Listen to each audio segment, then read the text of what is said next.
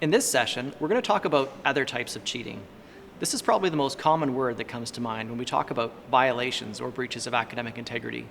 Most students understand that cheating means breaking the rules, which obviously would be a violation of the Student Code of Conduct. Yet even with this understanding, it still happens. Every term, some students attempt to break the rules when writing tests or exams. They get caught, and it doesn't end well. The academic risk is very high.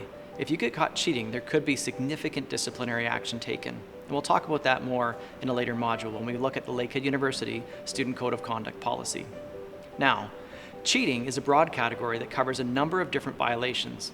So let's cover what some of these violations are. First, and probably the most common, is possession or use of unauthorized materials. This is when a student uses or has in their possession materials such as a cheat sheet or some type of page with the answers on it, or the student accesses materials by cell phone, smartwatch, or some other type of electronic aid during an exam or test. Possession of unauthorized materials also extends to content acquired from exam banks or other sources that are not approved by your professor.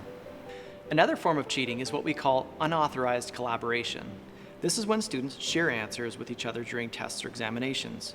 Working together or collaborating in these contexts is considered cheating because examinations, both online or in person, are individual assessments and are not intended to be done with other students.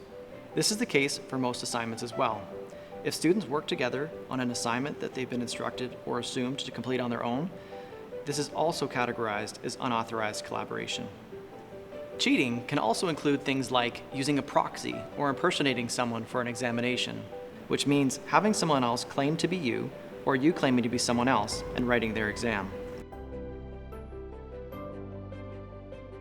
And lastly, facilitation. Facilitation is when you facilitate or enable someone else to cheat by providing them with your material.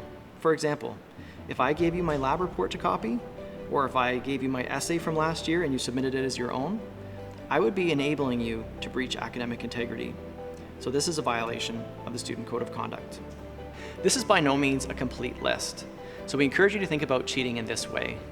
Does what you're doing give you an unfair advantage over your fellow students? If it does, then it likely could be considered cheating and a violation of academic integrity. And let me end this module by saying this. We understand there are real pressures that students face. Most students cut corners and cheat because they are overwhelmed with pressure and stress, or they have a hard time keeping organized and managing academic expectations within the time given to them. So it's critical that you use the supports available to you. Contact the Student Success Center.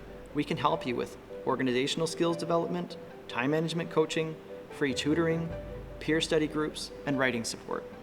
There are plenty of supports out there for you. Don't ignore these real challenges. Find ways to overcome them. And remember, you're not alone. We're here to help.